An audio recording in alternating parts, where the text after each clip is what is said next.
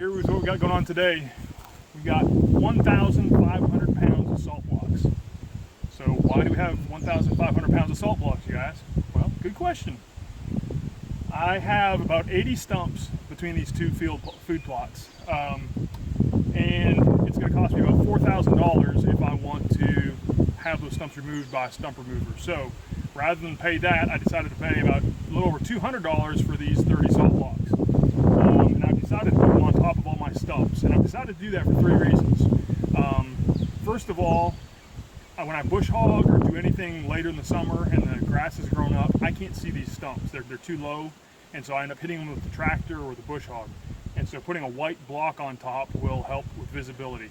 So that also answers the questions why I'm not using the trace mineral blocks that are brown, because those would blend in. The second reason I'm using these is, of course, it turns every stump into a salt lick, potentially. So the deer don't need that many salt licks, but it doesn't hurt.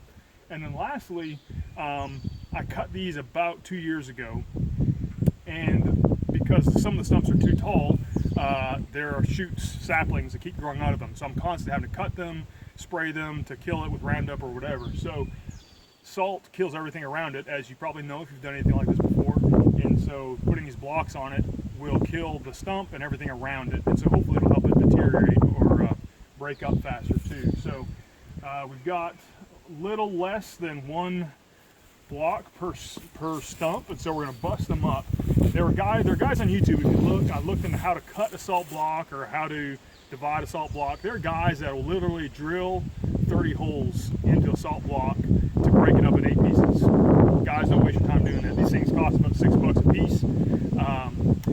If you put that much time into it, you're making them about $35 salt blocks. Your time is worth something. So I've read other guys that are using sledgehammers, and we have not tried this yet. You're going to get our first test here on camera. And so I've got my son Zayd out. He's going to be our guinea pig, and he's going to take the sledgehammer to the salt block, and we're going to see what happens. So we're going to try to bust these up and then divide them, about half per stump. So Zayd, go ahead. He's got his glasses on for safety. He's steel-toed boots, so put your back into it.